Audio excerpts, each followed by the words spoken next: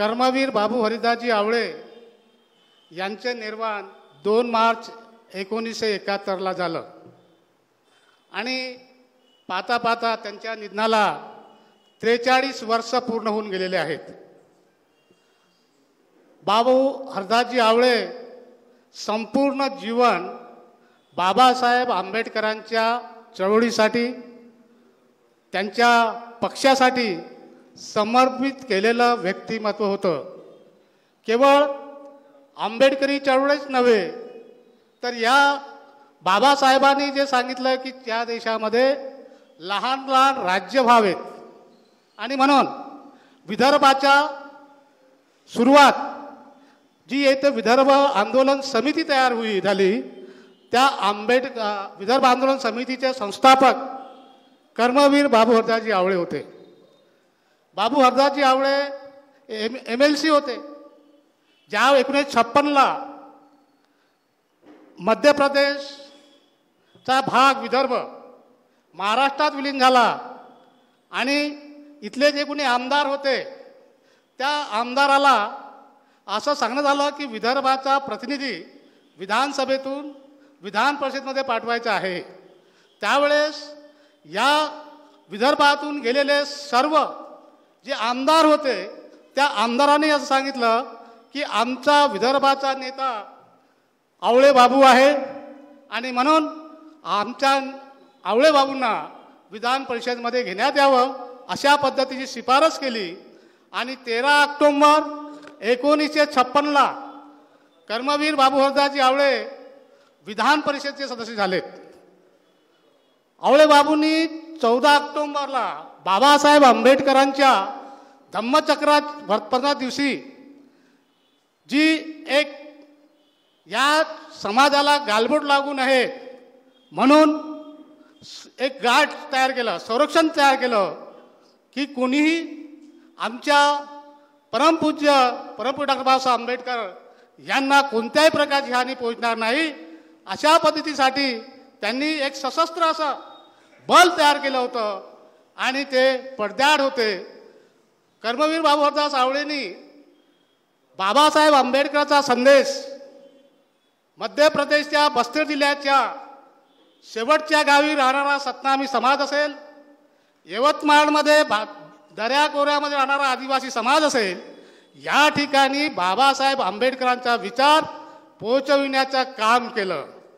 बाबू हरिदासजी आवळे यांनी बाबासाहेब आंबेडकरांचा चळवळ किंवा यांचा विचार जो परिवर्तनाचा विचार आहे, जो मानवमुक्तीचा विचार आहे, हा मानवमुक्तीचा विचार पसरवण्याचं काम, त्याचा प्रचार प्रसाराचं काम कर्मवीर बाबू आवळेंनी केलेलं आहे। अनेकदा आवळे बाबूवर प्रसंग आले की कर्मवीर बाबू हरिदासजी आवळे संपूर्ण आयुष्य आंबेडकरी निष्ठेने जगलेत। कर्मवीर बाबूराव आवळेंनी कुठल्याही लोभ आणि प्रलोभनाला बळी पडले नाहीत। या पार्श्वभूमीवर त्यांना 2016मध्ये 100 वर्ष त्याच्या जीवनाला होत आहेत पूर्ण आणि म्हणून आम्ही नागपुरामधले काही लोक एकत्रित आलोत आणि असं ठरवलं की आवळे बाबू यांचे जन्मशताब्दीचा सोहळा आपण साजरा करूया आणि त्यानिमित्ताने वारंवार ज्या सभा झाल्या त्या सभेमध्ये अनेक प्रस्ताव आले की या ठिकाणी उचित असं स्मारक झालं पाहिजे। नितीनजी राऊत मंत्री साहेब पालकमंत्री यांच्याकडे गेलो, त्यांना निवेदन दिलं। निवेदन दिल्यानंतर त्यांनी जेव्हा आवळे बाबूचं नाव वाचलं तर त्यांनाही एकत्र सुखाचा धक्का बसला आणि त्यांनी सांगितलं की ही कुठल्याही परिस्थितीत हे स्मारक होईल आणि त्यांनी त्याचा सातत्यानं पाठपुरावा करून 50 लाख रुपयाचा निधी मंजूर करून आणला। हे तुमच्या नावासाठी अत्यंत गर्वाची गोष्ट आहे आणि म्हणून मी आदरणीय नामदार राऊत साहेबांचा कृतज्ञता व्यक्त करतो। आंबेडकरी चळवळीत एक नरोत्तम ज्यांना त्यांच्या हयातीत हवा तसा न्याय मिळाला नाही, लौकिकानं त्यांची हवी तशी एक लोकमान्यता असूनही स्वीकारल्या गेली नाही, ते डॉक्टर बाबू हरदासजी आवडे त्यांच्या गेल्यानंतर त्यांच्या हयातीतले अनेक कटुगोड प्रसंग असतील, परंतु त्यांच्या गेल्यानंतर अनेक वर्षाच्या खंडानंतर हा त्यांना न्याय देणारा प्रसंग आहे असं मला मनोमन वाटतं. आजच्या कार्यक्रमाला आपण राजकारणाच्या पलीकडे पाहिलं पाहिजे. ज्यांच्या पुढाकाराने, ज्यांच्या दातृत्वाने, ज्यांच्या दूरदृष्टीने आजचा हा भूमिपूजनाचा कार्यक्रम त्याची मूर्तता आली, ते डॉक्टर नितीन राऊत.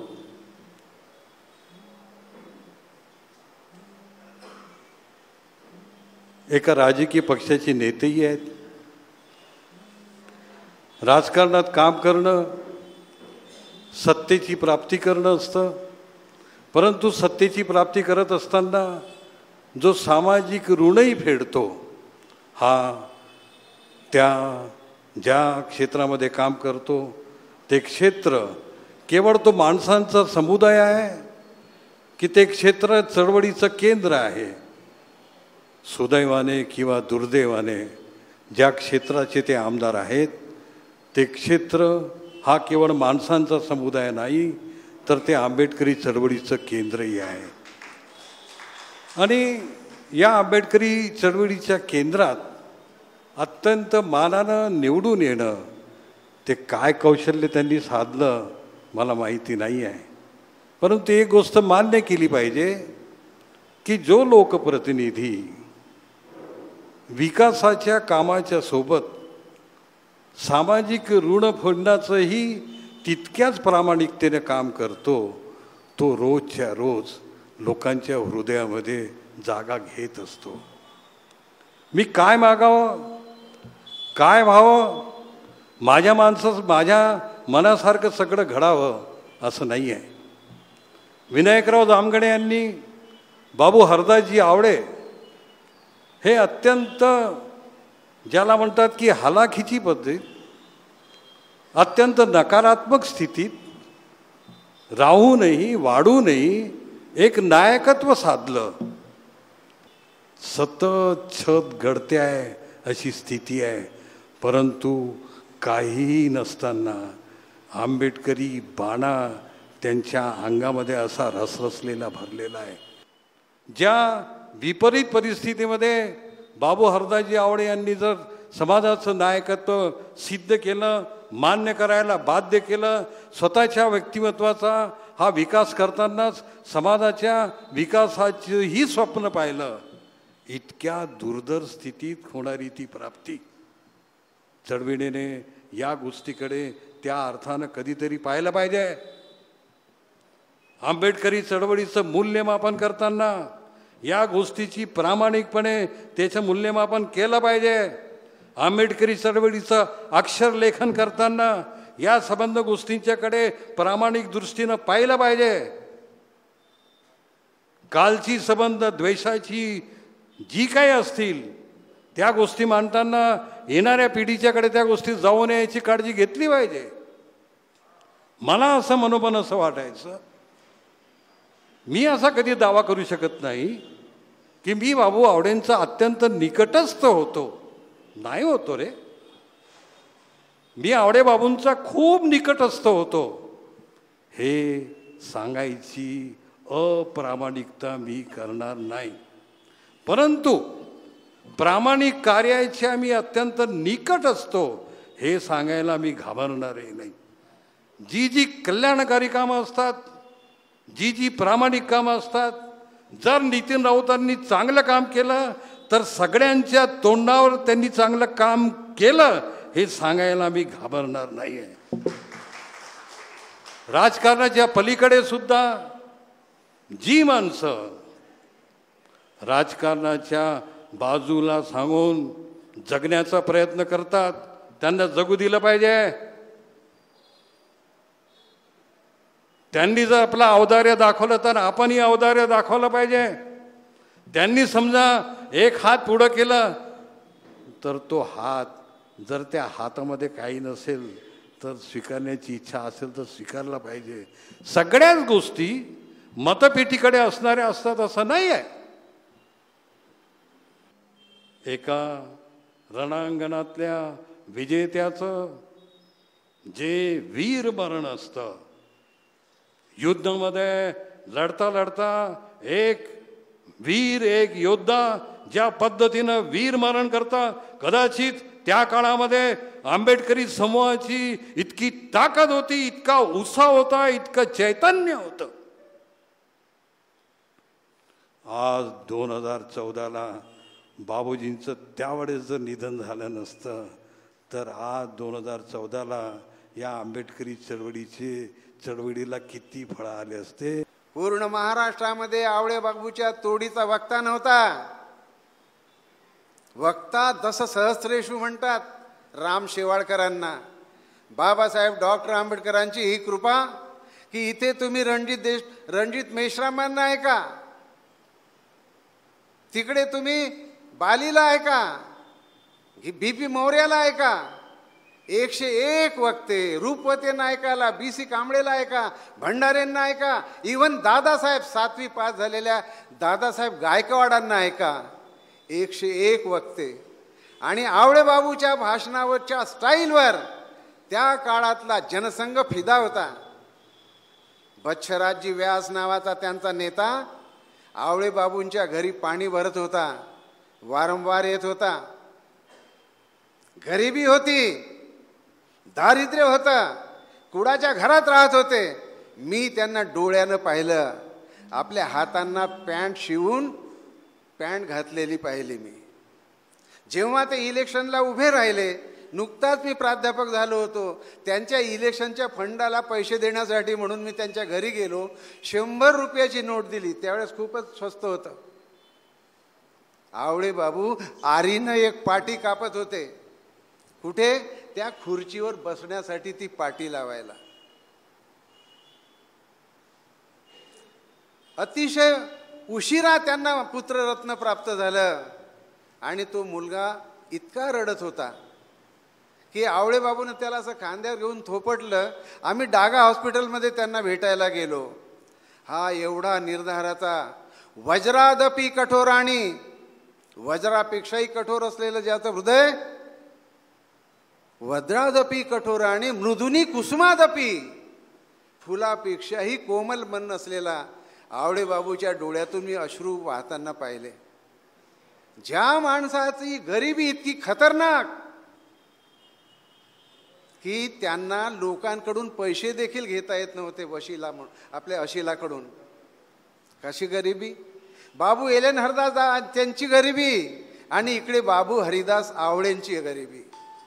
एक कवी म्हणतो, मेरे घर की मुफलिसी को देखकर, मेरे घर की मुफलिसी को देखकर बदनसीबी सर पटकती रह गई और एक दिन की मुक्तसर बारिश के बाद छत कई दिन तक टपकती रह गई. एवढं दारिद्र्य. तरी देखील आवळे बाबूंनी बाबासाहेब डॉक्टर आंबेडकरांचा विचार, त्यांची मूर्ती, त्यांचं चित्र आपल्या नजरेआड होऊ दिलं नाही. बहुत लोग कहते हैं कि मैं नेता हूं, बहुत लोग कहते हैं, लेकिन मैं आपको कहना चाह रहा हूं कि हम में से कोई भी हम नेता नहीं है. अगर कोई हमारा नेता है, एकमेव बाबासाहेब आंबेडकर नेता है. ही गोष्ट त्यावेळेस बोलले. पण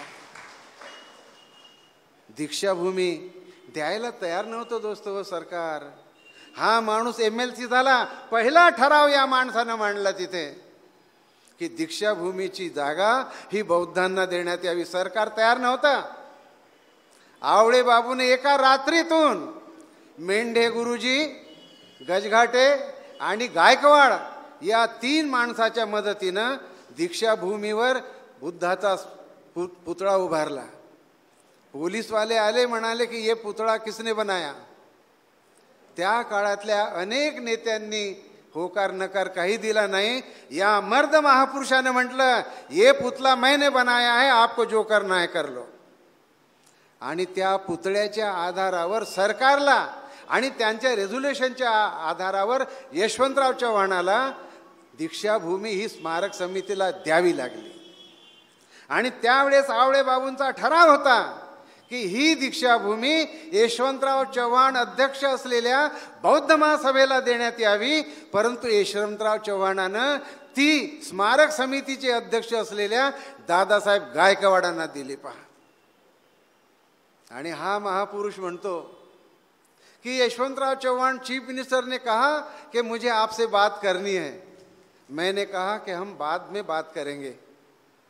आणि पुढे म्हणतात, अगर चीफ मिनिस्टर से मैं बात करता तो मेरे मन में उनके प्रति कोई सद्भावना जाग सकती थी और मैं अपनी मन की जो शर्तें हैं उनको छोड़ सकता था. इसलिए मैं उनसे कभी मिला नहीं और कहा कि जब तक कि मेरी शर्तें पूरी नहीं होती मैं यशवंतराव चव्हाण के साथ बात नहीं करूंगा. काय अट होती? दीक्षाभूमी ही भारतीय बौद्धांना देण्यात यावी. सरकारनं आपल्या ट्रेझरीमधून 25 लाख रुपये दीक्षाभूमीच्या विकासासाठी द्यावे. आणि बाबासाहेब डॉक्टर आंबेडकरांचा जो फोटो तिथे गॅलरीमध्ये लावलेला आहे असेंब्लीच्या, तो फोटो त्या हॉलच्या मधोमध आणून लावावा. हे कॅरेक्टरने ही ताकद शिकार करायला गेलेले वसंतराव नाईक मुख्यमंत्री आणि त्या या उमरेड जवळच्या गावामधले गाव तिथे तलाव करून ते गाव बुडणार होतं. त्या लोकांना जोपर्यंत घर मिळत नाही तोपर्यंत तिथे तलाव उभारला जाणार नाही असं म्हणून आवळे बाबू तिथे 1 महिनाभर राहिले.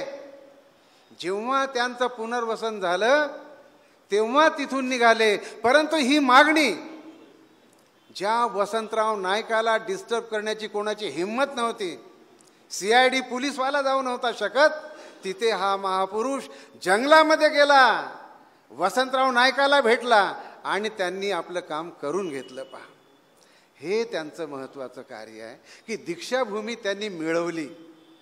दुसरी ऐतिहासिक घटना सांगतो, अनेक लोक याचा विचार करीत नाही. डॉक्टर नियोगी नावाचा ब्राह्मण माणूस चीफ जस्टिस ऑफ महाराष्ट्र दीक्षाभूमीवर आला. म्हणाला, बाबासाहेब आंबेडकर म्हणाले की अरे नियोगी, मी दीक्षा घेतोय, तू ये. थिऑसॉफिकल सोसायटीचं तो काम करीत होता. मी बाबासाहेब डॉक्टर आंबेडकरांच्या देखत बौद्ध धर्माची दीक्षा घेतली. आणि जेव्हा शंभरकर वर्सेस मेश्राम ही केस झाली तेव्हा याच डॉक्टर नियोगीनं काळा कोट अंगात चढवला. कोतवाल जस्टिस होते हायकोर्टात नागपूरच्या, आणि त्यानं ही केस लढवली. केसमध्ये काय लढवलं? बाबासाहेब आंबेडकरांची दीक्षाभूमीवरचं भाषण, बाबासाहेब डॉक्टर आंबेडकरांचा दीक्षाभूमीवरचं धम्मदीक्षेचा समारंभ. It was not A religious function, it was A political meeting. आणि डॉक्टर कोतवालनं त्यांचं म्हणणं मान्य केलं. या धर्मवीरानं, या कर्मवीरानं 1 रुपया लोकांच्या पासून गोळा केला. सुप्रीम कोर्टात गेले आणि PB Gajendra Gadkar chief justice होते. जेव्हा त्यांचा वकील नुसता आंबेडकर म्हणायचा, हा चीफ जस्टिस म्हणायचा से डॉक्टर आंबेडकर. आणि त्या सुप्रीम कोर्टाच्या जस्टिसने निकाल दिला, it was a religious conversion only, it was not a political meeting. Awale Babu जर नसते, सुप्रीम कोर्टात गेले नसते, आज आपल्याला गर्वानं आम्ही बौद्ध आहोत असं म्हणता आलं नसतं. ज्याचा गौरव आपल्या मंत्री महोदय यांना आहे की मी काँग्रेसमध्ये जरी असलो तरी मी बौद्ध आहे. तर फार कष्ट प्रत्येक बाबतीत करावं लागतात. आपण विसरतो आहोत की एक काळ होता की उत्तर नागपूर हे आंबेडकरी चळवळीचं किल्ला समजलं.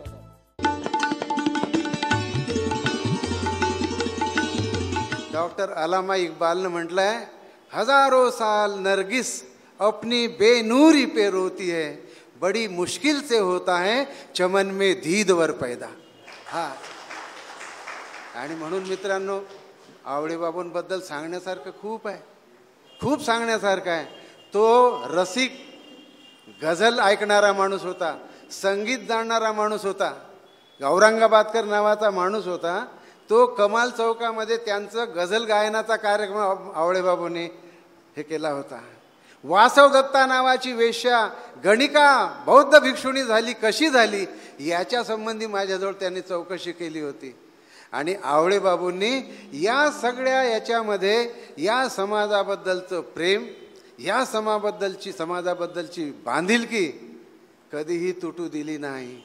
रहे हयात के हिम्मत शिकन अंधेरों में, हिम्मत तोडून टाकणाऱ्या जीवनातल्या अंधकारकाच्या काळामध्ये आम्ही राहिलो. ए बाबा, रहे हयात के हिम्मत शिकन अंधेरों में, तेरी निगाहे फिरोजा को याद रखा है. तुझ्या निळ्या डोळ्यांना, तुझ्या तेजस्वी डोळ्यांना आम्ही कधी विसर पडू दिला नाही. असं हे आवळेबाबूंचं चरित्र, हे आवळेबाबूंचं कार्य लोकांपर्यंत जावं, तरुणांपर्यंत जावं, तरुणांना त्यांची प्रेरणा मिळावी, यासाठी आपण हा जो प्रकल्प पूर्णत्वास नेण्याचा प्रयत्न केलेला आहे.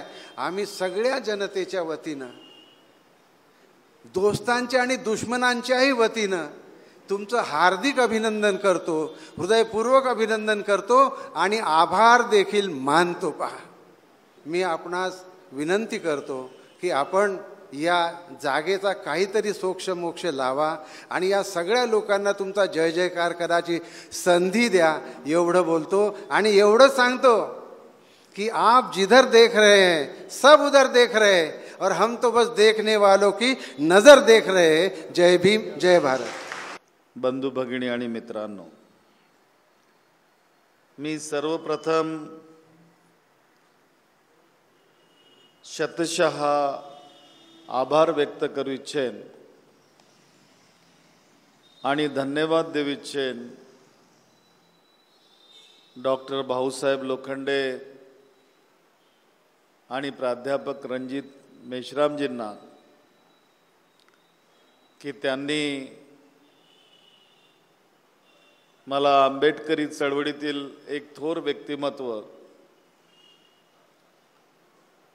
झुंजार नेते कर्मवीर बाबू हरिदासजी आवळे यांचं स्मारक निर्माण करण्यासाठी प्रेरणा दिली. केवळ प्रेरणा दिली नाही तर विनायक जामगडेजींना घेऊन येऊन त्यांनी त्याची मुहूर्तमेढ रोवण्याचं काम सुद्धा या ठिकाणी केलं. खरं पाहिलं तर मी अत्यंत लहानसा कार्यकर्ता आंबेडकरी चळवळीतला, परंतु 1971 साली जेव्हा लोकसभेच्या मध्यावधी निवडणुका झाल्या आणि ज्या ठिकाणी आलूछाया चौकामध्ये कर्मवीर बाबू हरिदासजी आवळे यांचं निधन झालं, ते कोसळलेत, ज्या ठिकाणी प्राध्यापक रणजित मेश्रामांचं भाषण झालं, त्याचा मी जिता जागता साक्षीदार सुद्धा आहे. नव्हे तर इतका उत्साह आम्हा तरुणांमध्ये त्या काळात होता की जोमाने आम्ही त्या निवडणुकीमध्ये प्रचाराला लागलो होतो आणि एक चित्र या ठिकाणी निर्माण झालं होतं की आता बाबू हरिदासजी आवळे यांना कोणी या ठिकाणी पराभूत करू शकणार नाही. आणि ही घटना, दुर्दैवी घटना त्या ठिकाणी घडली. 19व्या शतकाच्या शेवटच्या दशकामध्ये दलितांच्या उद्धारासाठी, दलितांच्या प्रगतीसाठी ज्या मंडळींनी आपलं सर्वस्व वेचलं, त्यामध्ये गोपाळबुवा वलंकरजी, शिवराम जानबा कांबळेजी, किसन पागूजी बनसोडजी, फत्तूजी बापूजी शेंडेजी, जानोजी कचरूजी खंडारे या प्रभूतींच्या श्रेणीमध्ये तो कार्यक्रम सातत्यानं राबवण्याचं काम जर कोणी केलं असेल तर त्याचं नाव होतं कर्मवीर बाबू हरिदासजी आवळे.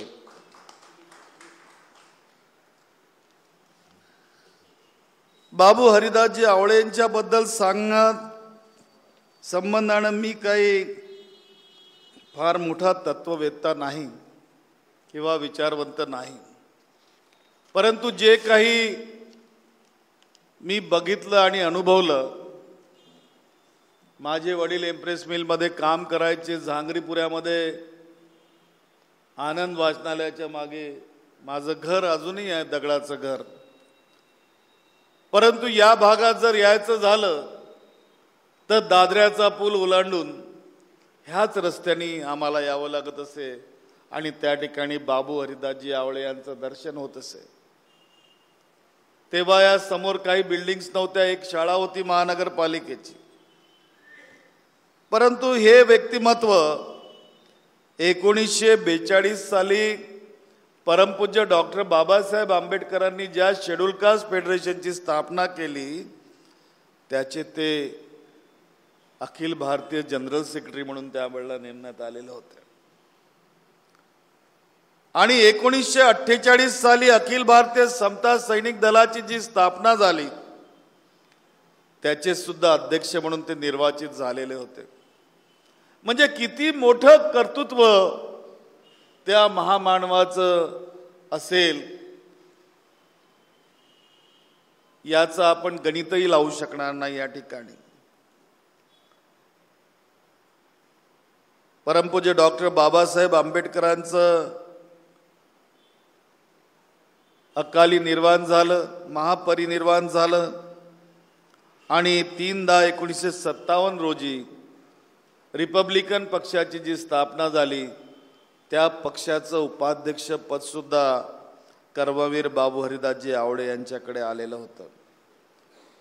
तत्पूर्वी त्याच काळामध्ये त्यांना विधान परिषदेचं सदस्य होण्याचं सौभाग्य प्राप्त झालं होतं. मी तर म्हणेल की त्यांच्या त्या कार्यकालाच्या पिरियडमध्ये त्यांची जेवढी भाषणं त्या ठिकाणची असतील ती भाषणं आपण गोळा आज करू शकतो. ती जर आज त्याचे पुस्तक रूपानं जर आपण केलं तर फार मोठी भर आंबेडकरी साहित्य त्या माध्यमातून पडल्याशिवाय राहणार नाही, सुद्धा मी या ठिकाणी नमूद करावं असं वाटतं. असं हे व्यक्तिमत्व जरी आपल्यात नसलं तरी एक मला या ठिकाणी नमूद करावं असं वाटतं.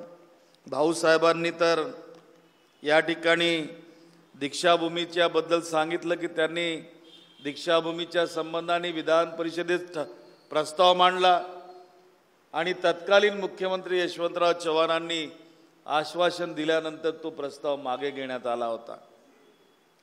परंतु एक अत्यंत कट्टरवादी बाबासाहेब आंबेडकरांच्या विचाराला झोकून देणारे, त्यांच्यावर बाबासाहेबांच्या लिखाणाचं म्हणजे बाबासाहेबांनी जे लिखाण केलेलं होतं त्या ठिकाणी आणि स्टेट्स ऑफ मायनॉरिटीज आणि थॉट्स ऑन लिंग्विस्टिक स्टेटमध्ये लहान राज्याचं जे पुरस्कार केला त्या लाईनवर कर्मवीर बाबू हरिदासजी आवळे सातत्यानं शेवटपर्यंत भांडत राहिले.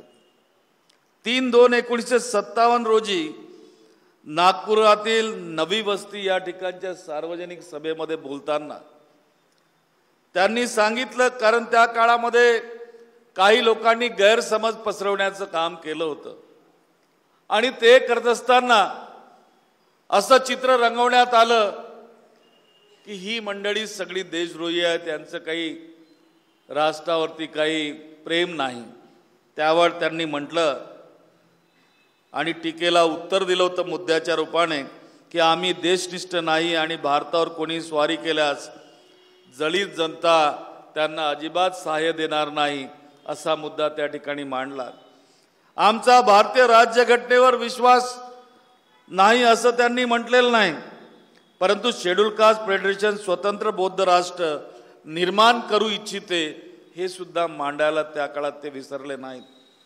शेड्यूल कास्ट फेडरेशनच्या क्रांतीनं रक्तपात करून राज्य निर्माण करू पाहते अशा प्रकारचं चित्र जी मंडळी या ठिकाणी सांगतायत त्याला प्रखर असं ठोस उत्तर त्या काळामध्ये कर्मवीर बाबू हरिदासजी आवळेंनी दिलं, अशा महापुरुषाचं स्मारक तयार व्हावं यासाठी मी तर शासनाचा एक लहानसा प्रतिनिधी, फक्त सहकार्य करू शकतो. परंतु सहकार्यामध्ये प्रेरणा जी दिलेली जात असते, त्या प्रेरणेचं स्थान कधीही मोठं असतं, लहान असत नाही. मी तर या चळवळीतनं लहानाचा मोठा झालेला आहे. अनेक आंदोलनामध्ये भाग घेतला. रिपब्लिकन विद्यार्थी फेडरेशनमध्ये आपल्यासोबत काम केलेलं आहे. दोघेही आपण त्याचे कर्णधार राहिलेले आहात. आणि एक चित्र त्या काळातलं मी बघितलं आणि म्हणून जेव्हा आमदार झालो या भागाचा, तेव्हा पहिलं काम जर कोणतं केलं असेल तर बाबू हरिदासजी आवळे यांच्या पुतळ्याचं सौंदर्यीकरण पहिल्याच कामामध्ये मी घेतलं. आणि ती प्रेरणा मला तत्कालीन नागपूर नगरीचे महापौर दिवंगत रामरतनजी जानोरकर यांनी दिलेली होती. आणि त्यांच्या हस्ते भूमिपूजन त्या ठिकाणी आम्ही करून ते केलं होतं. विनायकरावांना चांगल्या प्रकारे माहिती आहे. अनेक बुद्धविहारांचं निर्माण कार्य केलं. त्याचा पाडा वाचणार नाही, दलित वस्त्यांचा पाडा वाचणार नाही. परंतु नव्यानं अनेक लोकांना काळजी वाटत असेल की डॉक्टर बाबासाहेब आंबेडकरांचं हॉस्पिटल कधी होईल. म्हणतात ना की नकटीच्या लग्नाला 1700 विघ्न, तसं आमच्या कार्याला सुद्धा विघ्न काही कमी नाही. मंत्री जरी राज्याचा असलो, पालकमंत्री जरी असलो, तर कामं इतकी काही सोपी नाहीत. एक एक कोर्टाची पायरी संपत आता कुठं ती जमीन ताब्यात यायला लागलेली आहे. परंतु ती जमीन ताब्यात येण्यापूर्वीच त्या ठिकाणी 257 कोटीचा डॉक्टर बाबासाहेब आंबेडकरांच्या नावाचं post graduate institute of medical sciences याची कॅबिनेटमधून मान्यता घेतलेली आहे. केवळ मान्यता घेतली नाही, त्याचा GR काढला. भाऊसाहेबांनी सांगितलं ते खरं आहे की या ठिकाणी कमळाच्या आकाराचं स्टेज होतं आणि त्या स्टेजवर बाबासाहेबांनी भाषण दिलं होतं. बाबासाहेबांच्या भाषणासाठी तिकीटं सुद्धा लागली होती. आणि त्या ठिकाणी त्याचं स्मृती त्याची राहावी म्हणून कुठेही काही नव्हतं, तो स्तंभ या ठिकाणी उभा केला. अजून त्याचं उद्घाटन व्हायचं, त्याचं उद्घाटन सुद्धा करायचं आहे. ज्या इंदोऱ्याच्या 10 नंबरच्या पुलाजवळ नामांतर चळवळीमध्ये अनेक लोक शहीद झालेत, तिथली ती शाळा गळायला लागली होती, छिद्र पडली होती छताला. ती शाळा तोडा आणि त्या ठिकाणी नामांतर शहीद स्मारक बनवा, हा सांगणारा नितीन राऊतच होता, दुसरा कोणी नव्हता. आणि त्यावेळेलाही मी म्हणत होतो की या ठिकाणी हे जर स्मारक उभं झालं तो इंदोऱ्याचा चेहरा बदलणार आहे. आज या शाळेमुळं इंदोरा झाकला गेलेला आहे. त्याचं डिझाईन सुद्धा तयार करणारा नितीन राऊतच होता. आपण चायनामध्ये जे लोक चायना स्वतंत्र करायला ज्यांनी आंदोलनात जे लोक शहीद झाले त्यांचं स्मारक अशा पद्धतीचं आहे, जिथून आम्ही डिझाईन घेतली. आणि ती डिझाईन करायला आपले रवी मूर्तिकारच्या मुलाला दिलं, त्यांनी ती डिझाईन करून आणली होती. हेमंत नागदेवनी त्याला मान्यता दिली होती. मग तीच डिझाईन आम्ही नाना श्यामकुळे स्टँडिंगचे चेअरमन झाले त्यांना दिलं, तेव्हा ते स्मारक त्या ठिकाणी झालं आहे. आणि आज सगळे लोक वंदन करायला त्या ठिकाणी जातात आणि इंदोऱ्याच्या सौंदर्यात त्यामुळे भर पडलेली आहे. देशामध्ये डॉक्टर बाबासाहेब आंबेडकरांच्या नावाचं फाउंडेशन आहे सामाजिक न्याय विभागामध्ये. राज्याचं फाउंडेशन व्हावं म्हणून मागणी केली आणि त्याचं मुख्यालय हे आपल्या लाल गोडाऊनला येत आहे, ज्या ठिकाणी doctor Babasaheb Ambedkar knowledge centre होत आहे, त्याला सुद्धा आम्ही भरपूर पैसा 130 कोटी रुपये दिलेले आहेत. तर फार कष्ट प्रत्येक बाबतीत करावं लागतात. आपण विसरतो आहोत की एक काळ होता की उत्तर नागपूर हे आंबेडकरी चळवळीचा किल्ला समजला जात. देशामध्ये ज्या सभा गाजल्यात त्या सभांचं, गाजणाऱ्या सभांमध्ये नाव या कमाल चौकाचं नेहमी राहिलेलं आहे. मग बाबू हरिदासजी आवळेंची सभा असो, बॅरिस्टर खोब्रागडेंची सभा असो, BP मोरे यांची सभा असो किंवा नामदेव ढसाळांची सभा असो, त्या सभा त्या काळात गाजलेल्या आहेत. हजारोच्या भीड असायची. आणि अशाच प्रकारचं आमच्यापेक्षा कितीतरी पटीने जास्त ज्याला सोसावं लागलं, ज्याला दर बदर भांडावं लागलं, मग ते दीक्षाभूमीसाठी असो, शेतमजुरांच्या प्रश्नासाठी असो, बिडी मजुरांच्या प्रश्नासाठी असो, स्वतंत्र विदर्भाच्या प्रश्नासाठी होत असो, त्याचं नाव आहे कर्मवीर बाबू हरिदासजी आवळे.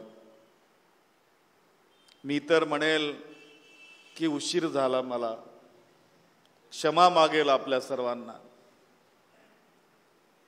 बाबू हरिदासजी आवळे ज्या परिसरात राहत होते, ज्या परिसरात त्यांचं कार्य त्या काळात होतं, तिथंच जवळपास कुठेतरी व्हावं.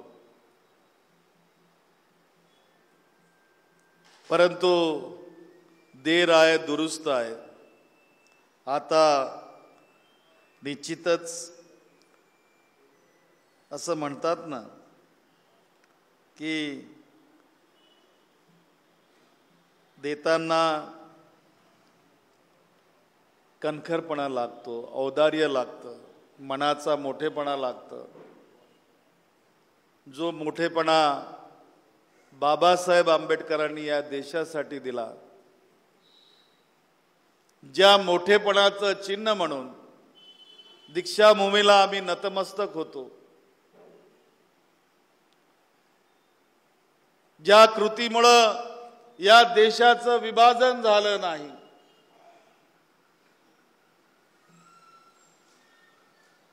त्या बाणेदार आंबेडकरी चळवळीतला एक सर्वसाधारण कार्यकर्ता मी पण तुमच्या पावलावर पाऊल ठेवल्याशिवाय राहणार नाही, अशा रीतीने मला या ठिकाणी करावं लागणार आहे. म्हणून कोणी म्हटलं आहे की हमारे हौसले बुलंद है इसलिए कहता हूं कि खुशबू बनकर गुलों से उडा करते हैं. भाऊनी शेर ऐकवला तर मी म्हटलं एखादा आपणही म्हणून द्यावं. तर मलाही थोडंसं वाटलं की आपणही काहीतरी म्हणून द्यावं कि खुशबू बनकर गुलों से उड़ा करते हैं, धुआं बनकर पर्वतों से उड़ा करते हैं. ये कैचिया खाक हमें उड़ने से रोकेगी, हम परों से नहीं हौसलों से उड़ा करते हैं, हम परों से नहीं हौसलों से उड़ा करते हैं. तो ये जो हौसला भाऊ आपने हमको दिया, मैं बताऊंगा कि एक जमीन और है, मौजा नारी, खसरा नंबर 137 और 138. सामने बड़ी सुंदर कॉलोनी बनी है, बड़े बड़े फ्लैट स्कीम की कॉलोनी बनी है, अच्छी जगह है, सीमेंट का रोड है और उसके बाजू में ही 1.5 करोड़ रुपया खर्चा करके सीनियर सिटीजन का सेंटर बन रहा है. उसका भी भूमि पूजन कल या परसों होने जा रहा है. क्योंकि अभी हम सब सीनियर सिटीजन में आए हैं तो उधर भी जाने का रास्ता नजदीक है, तो क्यों ना हम कर्मवीर बाबू हरिदास जी आवड़े जी को जय भीम का सलाम करते हुए जाए. इसलिए मुझे लगता है कि वो जगह ज़्यादा अच्छी रहेगी. समय तो काफ़ी बीत चुका है, लेकिन देर आए दुरुस्त आए सही आए. पुन्हा एक बार कर्मवीर बाबू हरिदास जी आवड़े, इनको आदरांजलि व्यक्त करते हुए आप लोगों ने खास करके डॉक्टर भाऊ साहब लोखंडे जी, प्राध्यापक रंजित मेश्राम जी ने जो मौका मुझे उपलब्ध करा कर दिया, जो प्रेरणा दी, उसके लिए मैं धन्यवाद उनका पुनश्च एक बार करता हूं। आप सब लोगों ने मुझे उसके लिए सहमति दी, उसके लिए आप सबको भी धन्यवाद देता हूं और मेरे विचारों को यही रोककर समाप्त करता हूं। धन्यवाद। जय भीम।